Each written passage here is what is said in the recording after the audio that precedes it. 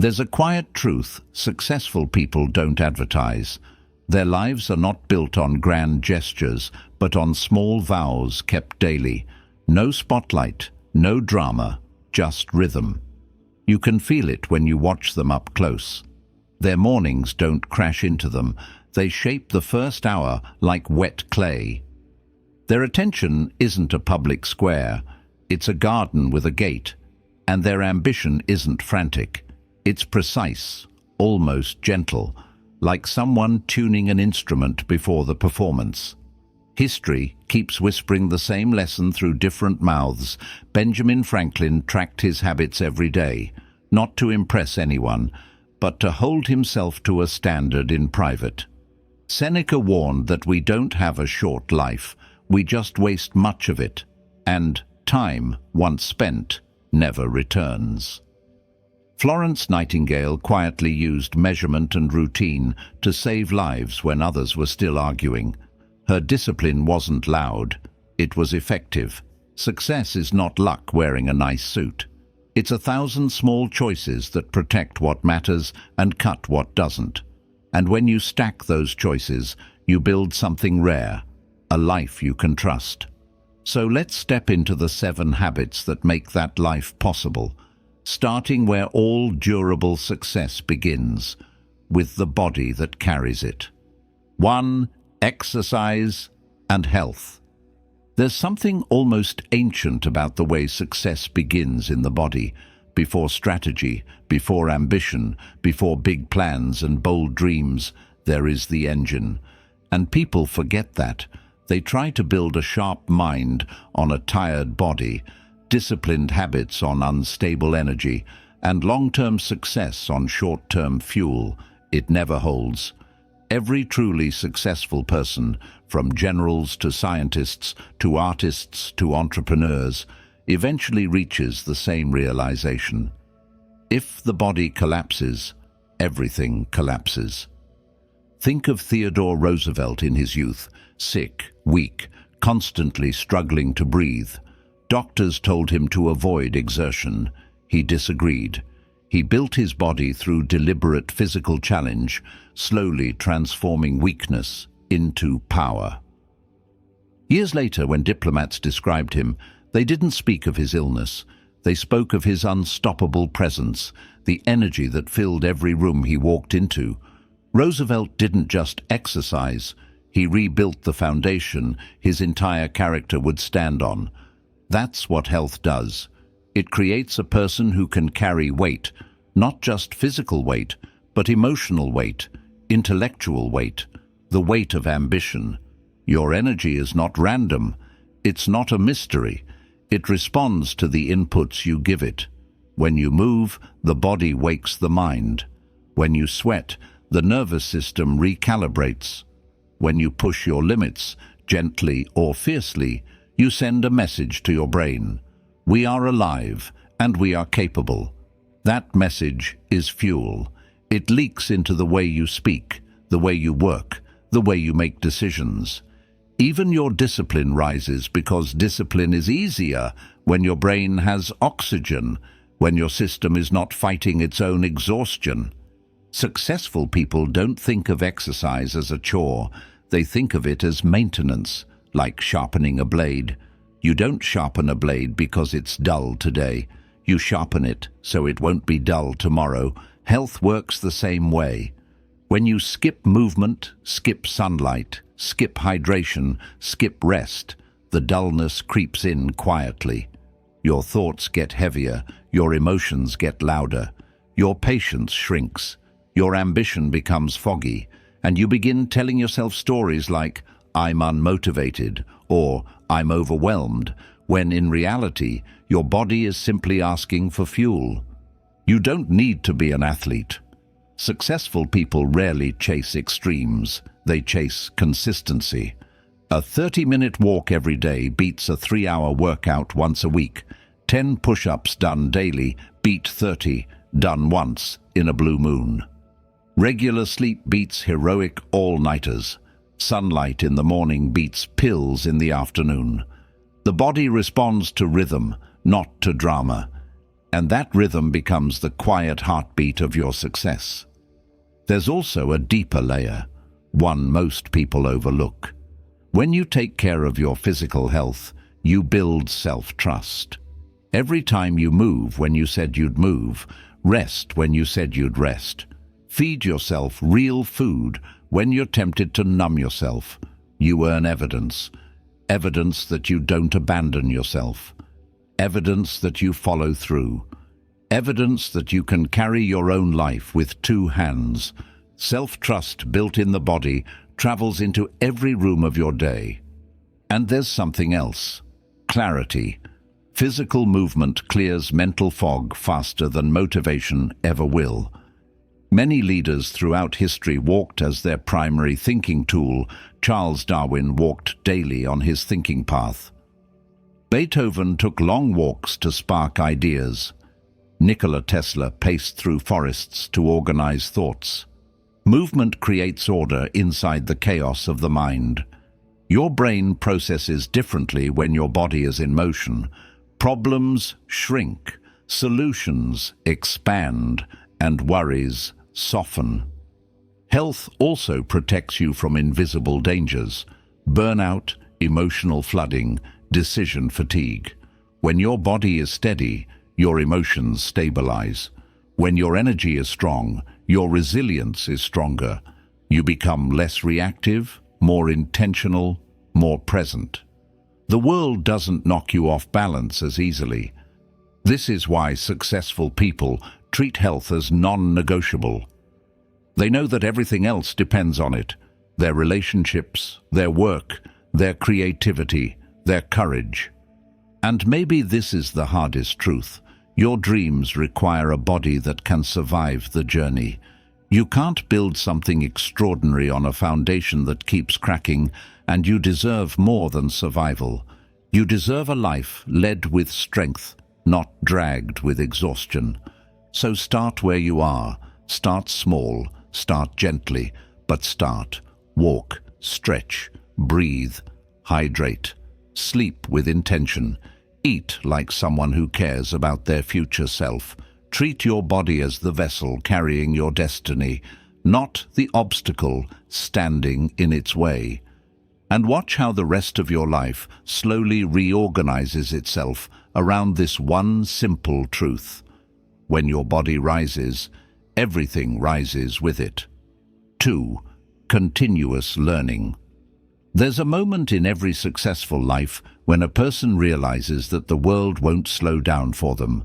Information grows, industries shift, skills evolve, and the ground under our feet keeps moving. The people who rise aren't always the smartest. They're the ones who stay teachable. They carry a kind of humility that isn't weakness, but strength. The humility to remain a student long after the world calls them an expert. Look at Leonardo da Vinci, arguably one of the most curious minds ever recorded. He filled notebook after notebook with questions. How does a bird twist in the air? What makes water swirl? Why do faces age differently? How does the heart really move blood? He learned anatomy so deeply that his sketches predicted discoveries. Modern medicine validated centuries later. He wasn't studying for exams. He wasn't collecting degrees. He was obeying an inner law: never stop learning. Not because it looked impressive, no one would even see most of his notes, but because curiosity made his life bigger from the inside.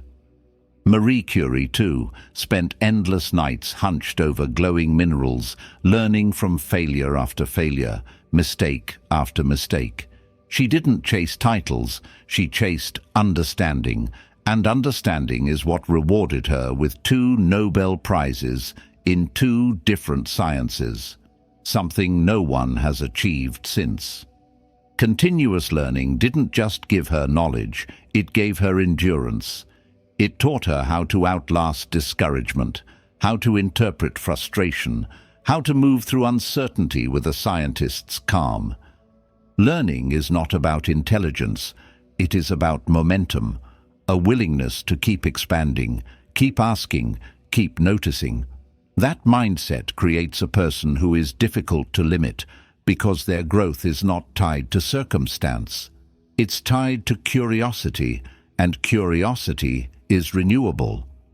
Most people stop learning the moment school ends. They file away certificates, celebrate their freedom, and then wonder why their lives feel repetitive. But successful people treat learning as the fuel for evolution. They read, not to consume pages, but to expand perspectives. They take courses, not to decorate resumes, but to sharpen tools. They seek mentors, not to imitate them, but to accelerate wisdom. They stay curious about the world, and even more curious about themselves. But here's the deeper truth. Continuous learning protects your identity from becoming outdated. If you define yourself by what you currently know, life will eventually outgrow you. But if you define yourself as a learner, you can adapt to anything. You don't fear change, you translate it. You don't fear being wrong, you refine. You don't fear new information, you integrate. It's a kind of flexibility that becomes power. And learning doesn't have to be academic. It can be emotional learning, understanding your patterns, your triggers, your blind spots. It can be social learning, observing how conversations work, how influence moves, how trust is built and broken. It can be physical learning, discovering how your body responds to food, stress, rest, training. Life itself is a teacher. The successful simply stay enrolled. There's also a practical edge. In a world where any skill can be learned online, coding, speaking, design, negotiation, finance, the people who keep learning are the ones who stay ahead. Not because they were chosen, but because they refused to stagnate.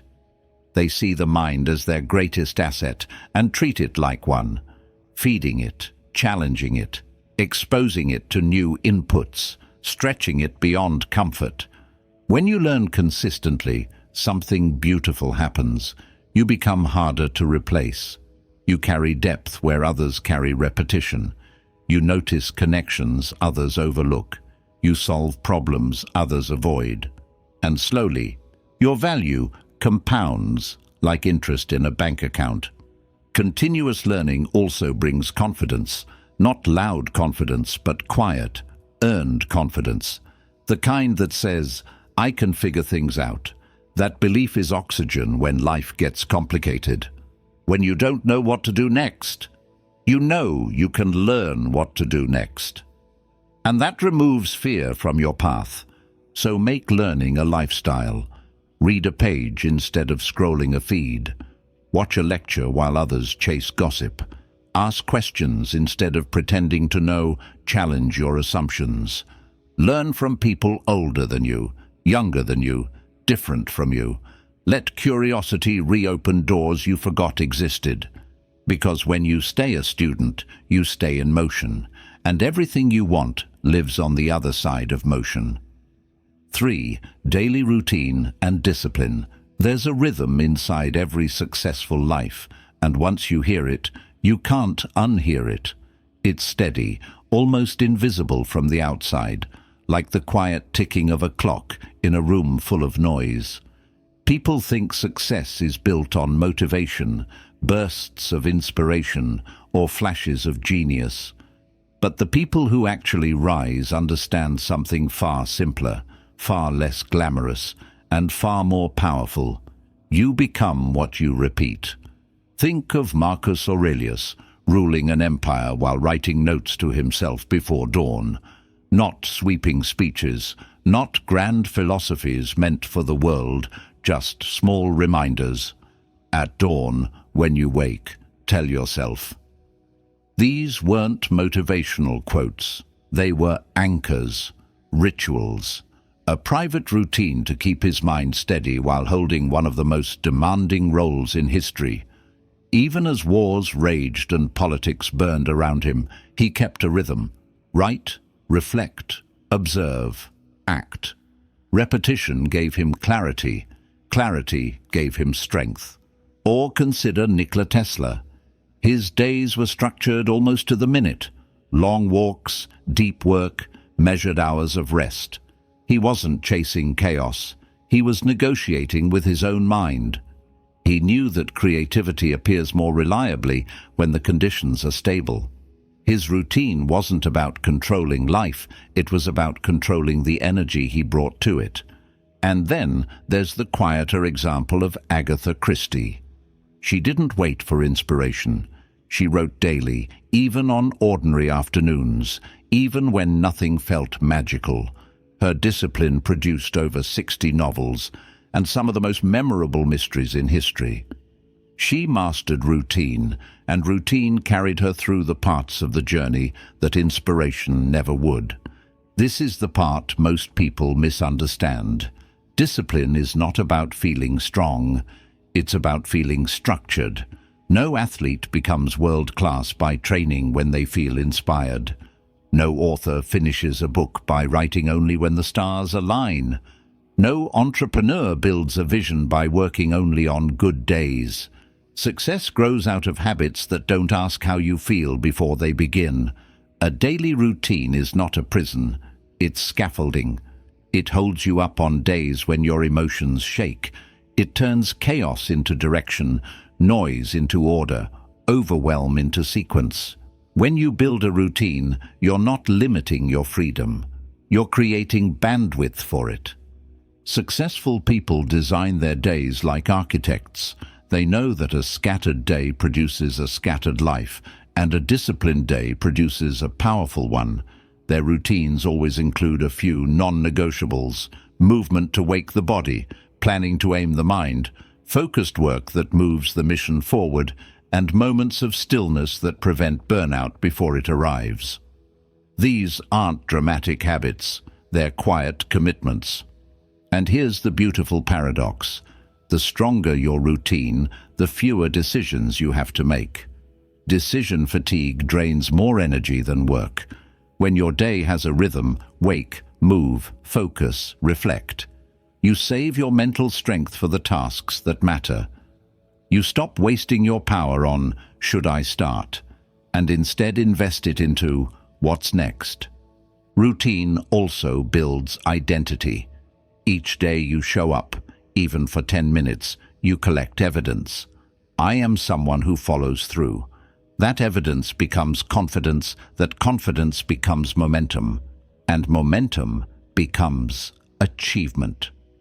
Not through force, but through consistency. And yes, routines evolve. Life shifts, seasons change, but the principle stays. Have a structure strong enough to guide you, flexible enough to adapt, and clear enough to calm the noise. Successful people don't cling to perfect routines. They cling to purposeful ones. If your life feels chaotic, don't wait for motivation. Build rhythm. Start with one anchor. A morning check-in, a 10-minute walk, a writing session, a focused work window. Let that anchor become gravity. Then build around it slowly. A routine is not built in a day, but a day without routine often builds nothing. Discipline is the quiet commitment to return to your path, again and again, no matter how far you drift. It's the promise you make to your future self, and the proof you deliver with your actions. And once discipline settles into your life, you stop wondering if success will arrive, and start realizing it's already being built under your feet. 4. Writing everything down. There's a turning point in every successful person's life when they realize their mind was never designed to hold everything. Ideas, reminders, emotions, insights, patterns, tasks. When they stay trapped in the head, they blur together like colors mixed into gray. But the moment you write them down, they separate, take shape, and become usable. Writing isn't a hobby for successful people, it's a tool of survival. It's the way they rescue clarity from chaos. History is full of this truth. Look at Leonardo da Vinci's notebooks. Thousands of pages filled with sketches, questions, half-formed ideas, mirrored handwriting, and observations about everything from water to flight to human anatomy. If he had tried to store all that in his mind, none of it would have evolved into innovation. Writing gave him mental bandwidth. It freed his mind to think, instead of drowning in memory. Da Vinci didn't write because he was forgetful. He wrote because he knew the mind's job is not storage, it's synthesis. Or consider Marcus Aurelius. The Meditations, one of the greatest philosophical works ever written, was nothing more than his private notes to himself. He wasn't writing for publication. He was writing to remember who he wanted to be. He wrote down reminders, reflections, corrections, prayers, warnings. Why? Because he understood something crucial. Thoughts fade unless captured, and captured thoughts shape character. Even modern innovators follow this rule. Richard Feynman, the legendary physicist, used notebooks religiously. He didn't trust his memory. He trusted the page. He once said that if you can't explain a concept clearly in writing, you don't truly understand it. Writing, for him, was a test of clarity, a way to pressure test his thinking. And the clearest thinkers in the world do this instinctively. They write not because it's romantic, but because it sharpens the blade of the mind. Writing brings order. When you document your ideas, your brain stops trying to hold them all at once. The nervous system relaxes. Your attention widens. You stop feeling overwhelmed, not because the tasks shrank, but because they're no longer stacked on top of one another inside your skull. A written plan, even a messy one, creates space for calm. Writing also makes problems smaller. When you face something stressful, your mind tends to exaggerate it, looping the same thought over and over. But once you put it on paper, it becomes finite, defined, containable. You can point to it. You can break it down. You can act on it. This is why journaling reduces anxiety. It stops the mind from spinning stories and forces it to look at facts. And there's another layer. Writing turns randomness into direction. Ideas arrive like sparks, fast, unpredictable, easy to lose. A single line written in a notebook today can become a business, a book, a strategy, a breakthrough a year from now. But only if you catch it before it fades. People say they lack ideas, but the truth is they lack capture. The idea arrived. They just didn't record it. Writing also builds discipline through accountability. When you write down goals, you can see them. You can track them. You can't lie to yourself as easily. You can't say, "I'm working on it," when the page shows no progress. Successful people use writing as a mirror, not to shame themselves, but to stay honest. Honesty creates growth. Growth creates momentum. Writing isn't only for ideas, it's also for emotions. When you feel anger, confusion, frustration, sadness, writing becomes a pressure valve. You pour the emotion onto the page so it doesn't leak into your decisions. Many leaders, from statesmen to artists to generals, used writing to regulate themselves. Abraham Lincoln famously wrote hot letters expressing all his anger, and then never sent them. The act of writing cooled the fire. It gave him clarity and protected him from impulsive choices. That's the power of writing. It doesn't just organize your thoughts, it organizes your emotions. Most people resist writing because they think it needs to be beautiful, but successful people know writing is supposed to be messy, disorganized, imperfect. It's not art, it's extraction.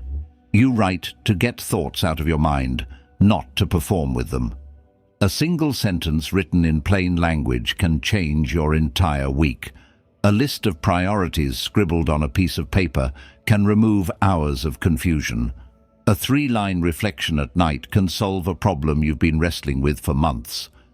Writing also improves memory, not because you store the written words, but because the act of writing forces deeper processing. When you write, your brain steps into active engagement. You think more slowly, more consciously. You process information at a deeper level. That depth becomes understanding. Understanding becomes mastery. And here's the unexpected part. Writing improves creativity, not by adding ideas, but by clearing space for them. A cluttered mind cannot create. A mind that empties itself onto a page becomes receptive, open, ready. Creativity is not magic. It's space. Writing creates space. If you want to change your life, make writing part of your daily routine. Write your goals every morning, not because they're new, but because repetition engraves them. Write your tasks, not to overwhelm yourself, but to sequence your day. Write your emotions, not to dramatize them, but to understand them. Write your lessons, not to look wise, but to evolve and write your ideas. Not because they're perfect, but because they're seeds. Writing is not a luxury, it is the steering wheel of the mind. Every successful person knows this. When you write, you take control of your mental direction. You turn thought into clarity, clarity into action, action into momentum, and momentum into a life that moves with intention. 5. Valuing time and understanding the worth of your hour. There's a moment in life when you finally understand that time is not just passing, it's being spent. Every hour is a transaction, every minute is an investment or a leak, and the difference between people who rise and people who remain stuck is not intelligence, luck, or resources. It's how seriously they treat their time. Successful people have a quiet awareness that each hour carries weight. They don't rush through life, but they don't drift through it either. They live with a kind of intentionality that other people can feel. When they say yes, it has meaning. When they say no, it has boundaries. And when you watch them closely, you realize they don't have more time. They simply refuse to waste the time they do have. Think about Benjamin Franklin, a man who understood time more deeply than almost anyone. He famously divided his days into structured blocks, asking himself 2 questions. What good shall I do this day, in the morning, and what good have I done today, at night? He wasn't obsessed with productivity, he was obsessed with purpose. He knew that time spent aimlessly becomes regret. Time spent intentionally becomes legacy. Or consider Warren Buffett, who often says, "The difference between successful people and very successful people is that very successful people say no to almost everything." Why? Because they understand that yes is expensive. Every yes consumes hours, energy, mental bandwidth, focus. They guard their calendars the same way a jeweler guards diamonds, because they know time is the only currency that cannot be earned back once spent. Time is not emotional. Time is not patient. Time is not forgiving. It keeps moving, whether you honor it or not. And most people don't realize what their hour is worth until they lose years to distractions, emotional drama, meaningless conversations, late-night scrolling, and obligations that drain them instead of building them. When you understand the value of your hour, everything changes. You start questioning what deserves your time and what doesn't. You stop entertaining people who create storms and then want you to rescue them. You step away from arguments that don't matter and situations that lead nowhere. You stop treating your attention like an open buffet for anyone who wants a piece of it. Your time becomes selective, not because you're cold, but because you're awake. There's also a deeper truth. Valuing time increases your self-worth. When you protect your hours, you are really protecting your future. You are telling yourself, my life matters enough to structure it. My energy matters enough to direct it. My hours matter enough to spend them with care. That message becomes internalized, and slowly you begin living with higher standards. When you value time, you stop multitasking. Multitasking doesn't make you efficient, it fractures your focus. You stop chasing busy and start chasing effective. You stop confusing motion with progress, and you stop trying to do everything because you realize that doing the right things consistently outperforms doing many things poorly. Successful people also understand opportunity cost. Every hour spent on something meaningless is an hour you didn't spend leveling up, building skills, strengthening relationships, improving health, or creating something valuable. The question is never, do I have time? The question is, what am I sacrificing by choosing this? And here's something most people overlook. When you value your time, others begin to value it too. Your boundaries teach people how to treat you. Your discipline creates respect. Your clarity creates distance from chaos. You stop being available for everything, and you become present for what truly matters. But valuing time isn't only about removing what wastes you, it's also about investing in what expands you. One focused hour of deep work can move your life forward more than a week of scattered effort. 1 hour with someone who inspires you can elevate your thinking more than months spent around people who drain your ambition. One uninterrupted hour of learning can change your opportunities for years to come. Time is the ultimate investment, and every successful person knows where theirs is going. They schedule rest, because rest is fuel. They schedule learning, because learning compounds. They schedule focus, because focus builds the life they want, not the life they settle for. And they schedule boundaries, because boundaries protect everything they're building.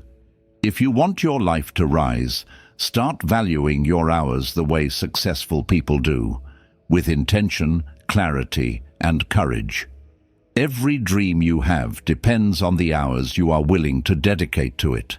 Every transformation you want begins with the way you treat today. And every version of your future is waiting on the other side of one simple decision.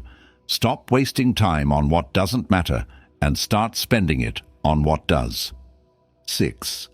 Building relationships by giving real value. There's a shift that happens in a person's life when they finally understand that relationships are not built through charm, small talk, or networking tricks. They're built through value, real value. The kind that makes people feel seen, supported, understood, and strengthened. Successful people don't collect contacts. They build alliances. They don't chase attention. They earn trust. And they don't enter relationships asking, "What can I get?" They enter asking, "What can I give that truly matters?"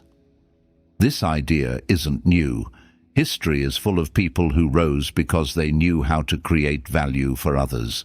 Take Andrew Carnegie, who built a steel empire not by isolating himself, but by aligning with people smarter than him in specific areas. Engineers, financial minds, innovators. He didn't approach them with ego. He approached them with opportunity. He asked, "How can we win together?" And because he provided pathways for others to rise, people were willing to give him their best generosity. When paired with vision, becomes influence. Or look at Florence Nightingale. Her success wasn't just due to her medical skills. Thousands of nurses had training. She rose because she gave extraordinary value to the soldiers she treated, to the hospitals she organized, and to the systems she reformed. She wasn't networking, she was serving. Her value created trust, and that trust opened doors that no title could open. In modern times, think of people like Maya Angelou. Her entire life shows the power of giving value through empathy, listening, and understanding. She didn't build relationships through cleverness. She built them through presence. Her ability to make people feel heard turned acquaintances into lifelong supporters. That's value, the emotional kind most people underestimate. Successful people understand something most people never learn. Relationships are built on contribution, not convenience. Anyone can show up when it's easy, but people remember you for how you show up when it's not. When you help someone without expecting anything. When you share knowledge freely. When you offer solutions instead of complaining. When you lift someone in private instead of trying to impress them in public. Giving value also has a compounding effect. The more value you create in people's lives, through kindness, through assistance, through information, through encouragement, the more your name travels in rooms you're not in. Opportunities appear not through begging, but through reputation. Doors open not through luck, but through legacy. People want to collaborate with those who elevate them, not those who drain them. And there's something deeper. Giving value makes you magnetic, not in a superficial way, but in a natural, organic way. People trust those who don't operate with hidden agendas. They feel safe around people who aren't calculating every interaction. When you lead with value, you remove the tension that usually exists in social settings. You don't need to impress. You don't need to pretend. You simply become someone worth knowing. But here's where most people go wrong. They think giving value means sacrificing themselves. It doesn't. Real value must be sustainable.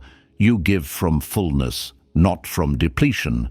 You give what strengthens others without weakening you. You offer wisdom you have earned, not advice you don't practice. You share time when it's available, not when it costs your mental health. Boundaries protect the quality of the value you offer. Successful people master this balance. They help, but not to the point of burnout. They support, but not at the expense of their mission. They uplift, but not for validation. They give value because it aligns with who they are, not because they expect repayment. And here's the secret. The relationships built through value become your greatest advantage in life. They generate opportunities you could never manufacture alone. They create a support network that carries you through storms. They form a circle of competence, encouragement, and collaboration. They build a community that grows with you instead of resenting your growth. If you want to transform your relationships, stop trying to be interesting and start trying to be useful. Listen more than you speak. Notice people's needs before they voice them. Share knowledge generously. Offer encouragement when someone's spirit is slipping. Help people without announcing it. And give value quietly enough that it feels sincere, not strategic. Because here's the truth. People don't remember your charm. They remember how you made their life easier, their day lighter, their burden smaller. That's value. And that's what builds the kind of relationships that support success for decades. 7. Helping others rise. The win-win mindset. There's a level of success that feels good, and then there's a level of success that feels meaningful. The difference, the line between those two worlds, is how you treat the people around you. Truly successful people understand a truth that many ignore their entire lives. You don't rise by stepping on others. You rise by lifting others with you. The world might reward competition in the short term, but in the long term, it rewards contribution. Look at someone like Nelson Mandela. After spending 27 years in prison, he emerged not with bitterness, but with a mindset focused on unity, empowerment, and collective progress. He didn't climb alone. He lifted a nation with him. His strength wasn't dominance. It was generosity of spirit. That's the win-win mindset, believing that your success becomes bigger, more stable, and more durable when it creates success around you. Or consider someone like Jonas Salk, who developed the first successful polio vaccine. When asked who owned the patent, he famously replied, "There is no patent, could you patent the sun?" He didn't see knowledge as a way to gain advantage. He saw it as a way to uplift humanity.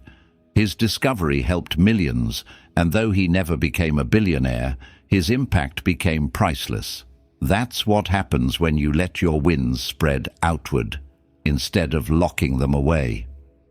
Successful people think in terms of expansion, not scarcity. They know that opportunities multiply when shared. Ideas grow sharper when discussed. Skills grow stronger when taught. Strength grows deeper when given. They don't fear someone else rising. They encourage it because they understand something essential.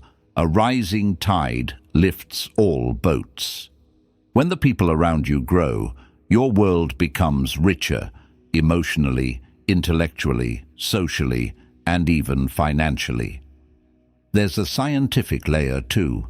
Studies on cooperation show that groups perform better, innovate faster, and create more sustainable success when people help each other rise. Competition might spark individual performance, but cooperation sustains collective progress. Even in evolution, species survive not because the strongest individuals dominate, but because the group creates stability. Helping others is not charity, it's strategy. And yet most people fall into scarcity thinking. They believe there's only so much success to go around. They believe someone else's victory threatens their own. That mindset breeds insecurity, resentment, and smallness. Successful people reject this. They know life is not a zero-sum game. It's a field where collaboration multiplies results. Helping others rise also transforms you internally. When you mentor someone, you sharpen your own understanding. When you share knowledge, you solidify your own expertise. When you uplift someone emotionally, you strengthen your own empathy. When you see someone you helped succeed, it creates a form of joy that achievement alone can't provide. It gives your life direction beyond personal ambition. But here's the key. Lifting others must come from sincerity, not strategy. You don't help so people owe you. You don't care so people praise you. You don't support so people later serve you. You help because it aligns with who you want to be. And, ironically, when you give without calculation, the universe has a way of returning opportunities to you in unexpected shapes and times. Look at the inner circles of successful leaders. They're built on trust, shared victories, and mutual elevation. Everyone rises because everyone contributes. That's how powerful communities form, not through competition, through reciprocity. Helping others rise doesn't need to be dramatic. It can be as simple as sharing your knowledge, connecting people who need each other, offering encouragement when someone is discouraged, or giving honest feedback that helps someone grow. Sometimes lifting others isn't lifting them up. It's standing beside them while they lift themselves. And here's the deeper truth. If you build your success on taking from others, your success collapses when they stop giving. But if you build your success on giving to others, your success expands every time someone grows. Success becomes sustainable when it's shared. So let your mindset be win-win. Let your energy be generous. Let your presence elevate the people around you. Encourage people without fearing their growth. Teach without shrinking yourself. Celebrate others without comparing. And help others rise, not because you must, but because rising together is the only kind of success that lasts. There's a moment, usually quiet and almost invisible, when all 7 habits begin to weave together, when health strengthens the mind, when learning sharpens your direction, when routine stabilizes your days, when writing clears your thoughts, when valuing time protects your energy, when giving value deepens your relationships, And when helping others rise expands your world. And suddenly, your life doesn't feel like a series of random events anymore. It feels intentional, aligned, rooted. Success stops being a distant dream and becomes a natural byproduct of the way you live. Because that's the truth people often misunderstand. Success isn't something you chase until you're exhausted. It's something you grow into through small, consistent choices that accumulate quietly. When you take care of your body, your ambition becomes sustainable. When you keep learning, your opportunities multiply. When you build routines, you eliminate chaos. When you write, you think clearly. When you value time, you stop giving your life to noise. When you give real value to others, your network becomes strong and authentic. And when you lift the people around you, your success becomes meaningful, not lonely, not fragile, not accidental, but grounded. Every person who ever built a remarkable life relied on these principles long before the world noticed them. They didn't need applause to begin. They didn't need permission to start. They didn't need perfect conditions. They just kept taking steps, small ones, honest ones, daily ones.